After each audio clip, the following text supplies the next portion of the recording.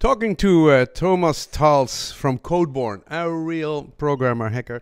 How many people in your company? We're 30. Okay, 30 people. You started in the banking world. You worked there?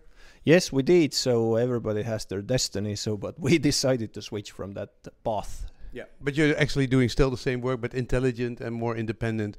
You said in banks you create systems from scratch, like internet banking systems on top of the systems which they already have?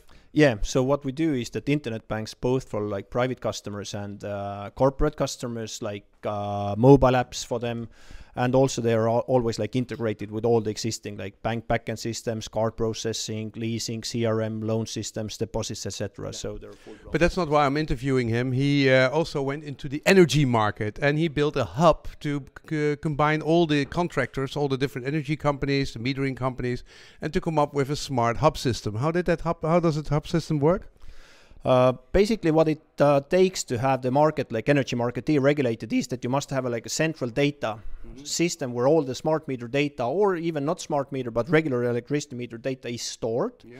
And second of all, you must have all the market participant contracts there. So the point is that if a person wants to switch a provider, so we can always know that who is the previous provider, who is the next one that they want to connect to. And the point is that the electricity provider is compiling the bill based on the smart meter or the meter data that is actually coming from the grid company. So this is the reason why it must... The grid company. Yeah, you have the electricity company who provides electricity, the grid, and then the billing company. And the billing and the electricity company bills the client. Yes. And the grid company normally controls the smart meters here, or yeah, they usually do. Europe has a bit, except Holland. Yeah, except Holland. That's as far as I know. Yeah. Okay. And so you built that whole hub system. When was this built? Let me think now. I think it was 2.5 years ago when the Estonian electricity market was deregulated, and I think it was deregulated from the 1st of January, like it always happens with a new year. Yep. And so I think we started the whole project in maybe March, April, something like this. Okay. You won the contract from Logica, right? No, we couldn't say that we won it from them. They were one of the potential suppliers. It was a tender. There was a tender of a couple of people. Many, so it was not only one company in that regard. Yeah. How long did it take you to make this?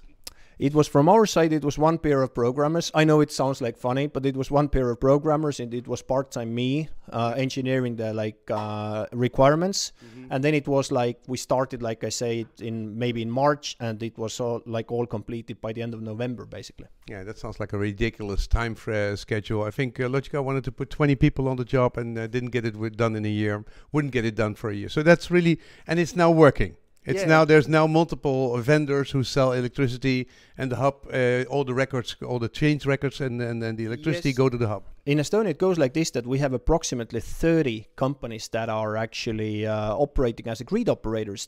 Some of them really small also. Really? That's true, yeah.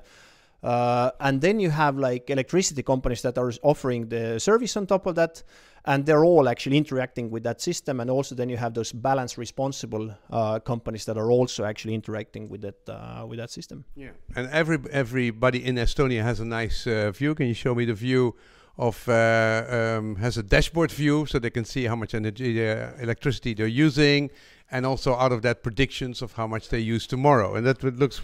Show me. Okay, come up. Let me show you like this.